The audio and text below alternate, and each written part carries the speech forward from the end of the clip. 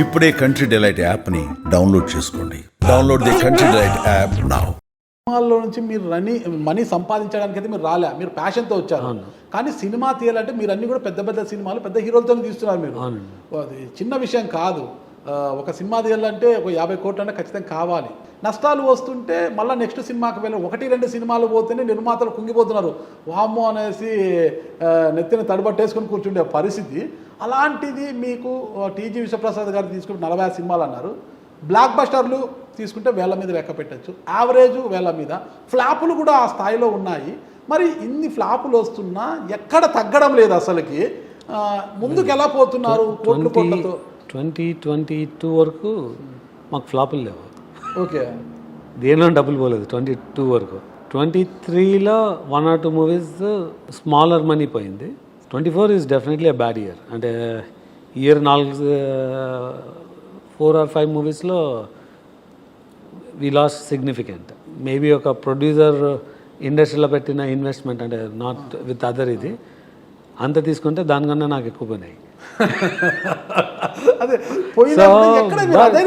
లేదండి, అంటే ఇది ఇప్పుడు నేను ఈ ఫ్యాక్టరీ మోడల్ లాంచ్ చాలా సక్సెస్ఫుల్గా వచ్చినాము. బట్ ఆర్గనైజేషన్ నేను ఒక ఎంటర్ప్రైజ్ మోడల్లో రన్ చేయాలని, సినిమాలన్నీ ఇక్కడ ఒక స్టాండ్ అలోన్గా రన్ అవుతుంటుంది. నేను నా టెక్ కంపెనీ డైల్యూషన్ అంటే నా స్టేక్ని కొంచెం డైల్యూట్ చేసుకొని ఆ ప్రాసెస్లో బిజీగా ఉన్నాను. ఇక్కడ బిల్డ్ అయిన టీము నా విజన్కు దానికి సింక్ లేదు, అంటే కొంచెం అవుట్ ఆఫ్ సింక్ ఉంది.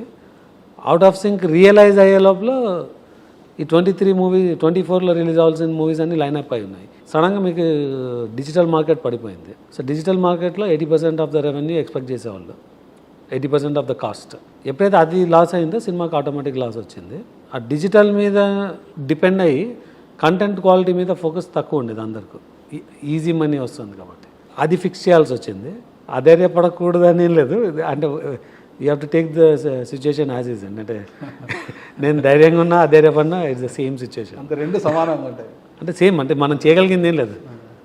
ఫ్యూచర్లో చేసే దాని మీద డెఫినెట్గా వీ కెన్ ఫోకస్. నా ఫోకస్లో ఉండి దెబ్బ పడింది మిస్టర్ బచ్చన్లో. Mister Bachchan already director first Ravi Teja గారికి పోయి ఒక డైరెక్టర్ స్క్రిప్ట్ గురించి చెప్పినప్పుడు రవితేజ గారు ఓకే చెప్పలేదు. మళ్ళా నెక్స్ట్ శంకర్ గారు అనమాట, ఆయన వెళ్ళి చెప్పిన తర్వాత మళ్ళీ ఓకే అయింది అంటారు. ఎలా సార్ అది అసలు? పోస్ట్ అనాలిసిస్ చాలా ఈజీ చేసుకోవడం. మనము ఈ సినిమా మౌంట్ చేసే రోజే నేను అంటే లాస్ట్ ఇయర్ డిసెంబరే నేను ఫస్ట్, అంటే నేను ఇన్వాల్వ్ అవుతున్నది అదే టైంలో.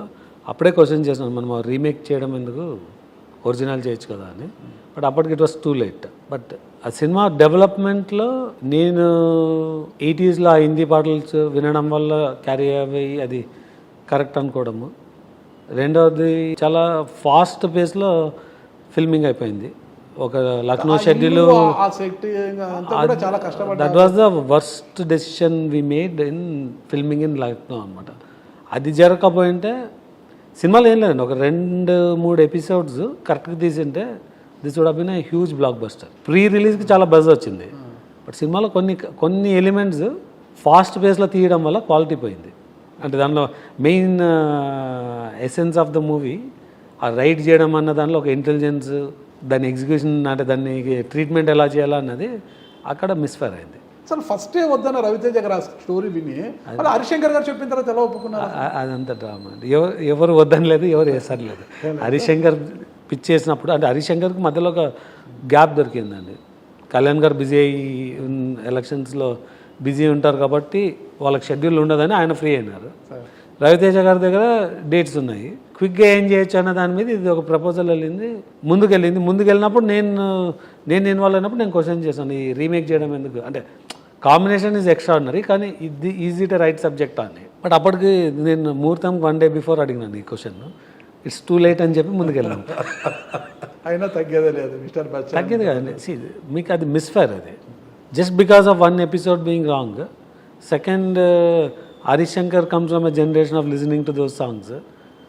నేను maybe little older then Harish. మాకు నచ్చింది ఆ సాంగ్స్.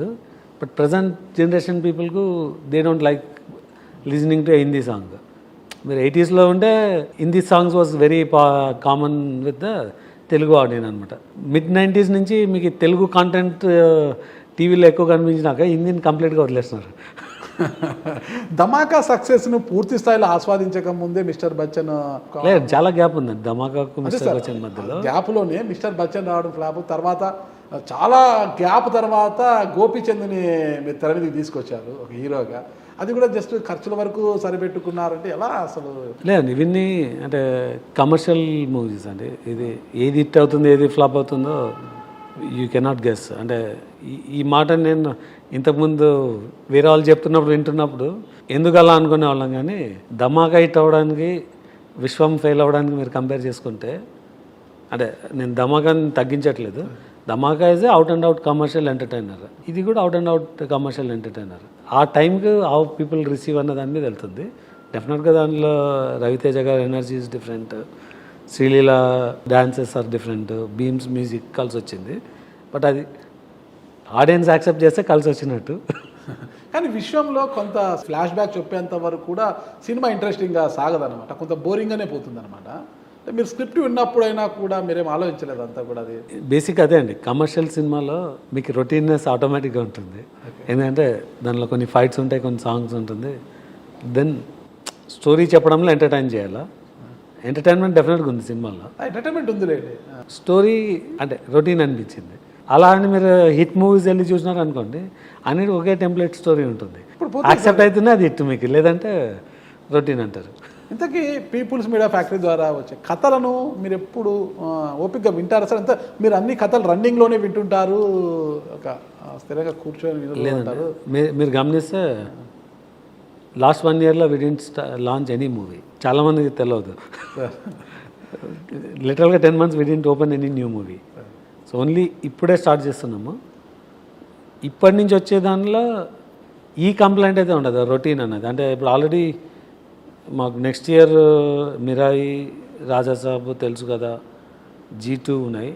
ఇవి they are very big in their own space. ఇప్పుడు సన్నీ డియోల్ గారి మూవీ ఉంది, ఆ ఫార్మాట్కు they are the biggest ones. అంటే మీకు Sunny Deol movie was seen as one of the, అంటే గదర్ 2 కన్నా it's a bigger movie for Sunny Deol, అంటే యాక్షన్ వైజ్. అంటే మీకు మరి స్టోరీ తీసుకోకండి, that's out and out action with a different level. నేను చెప్పిన 4 సినిమాలు కూడా you'll not even have 1% complaint. అంటే రొటీన్ అన్నది అసలు ఉండదు. అంటే కథలు వినరు అన్న కంప్లైంట్. కథలు నేను ఎందుకు వినాలండి? రన్నింగ్లోనే కథలు వింటుంటారు. పెద్ద ఇప్పుడు కథలు నేను విన్నా, నేను చేయగలిగింది ఏం లేదు. ఆమె ప్రొడ్యూసర్. బడ్జెట్ పెట్టచ్చా లేదని ఒక అంచనా కూడా వస్తుంది కదా సార్? దానికి వింటే డెసిషన్ రాదు, ఆ కథ మీద చాలా అనాలిసిస్ జరగాల. దీనిలో అంటే వాట్ ఈజ్ ఇట్, ఇది రొటీనా, ఏ టార్గెట్ ఆడియన్స్కి రీచ్ అవుతుంది, ఆ అనాలిసిస్ ఇప్పుడు చాలా తరోగా చేస్తున్నాం. అండ్ కాంబినేషన్ మీద వెళ్ళకూడదు అన్నది డెసిషన్ తీసేసుకున్నాం, అంటే ప్యూర్ కాంబినేషన్ మీద, unless there is something to deliver for the movie అన్నది. ఆ డెసిషన్ తీసుకున్నాక మేము ఏది మౌంట్ చేయలేదు ఇప్పటిదాకా. బట్ స్టోరీస్ని అయితే లైనప్ చేస్తున్నాం. ఒక 25 to 30 స్టోరీస్ని చాలా తరోగా డెవలప్ చేస్తున్నాం.